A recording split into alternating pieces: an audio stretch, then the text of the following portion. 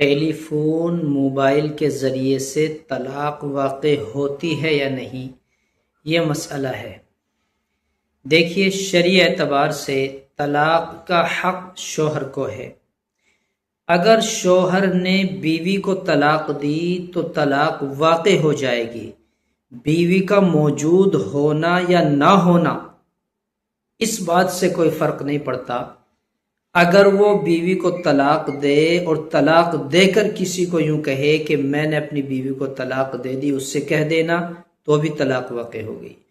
Phone کر کے اس نے اپنی بیوی سے کہا کہ میں نے تجھے طلاق دے دی، تو بھی طلاق واقع ہو گئی۔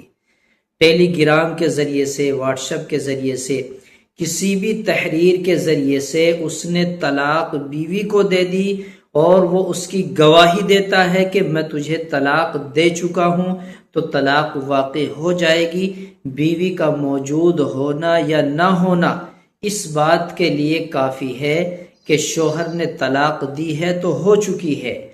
اگر بیوی یوں کہے کہ مجھے طلاق نہیں دی، میں نے نہیں سنی، تو اس بات سے طلاق کا واقع نہ ہونا ثابت نہیں ہوگا۔ اگر شوہر طلاق کو ثابت کرتا ہے فون کے ذریعے، تحریر کے ذریعے، یا کسی بھی طرح یوں کہتا ہے کہ ہاں میں نے طلاق دی ہے، تو طلاق واقع ہو چکی ہے۔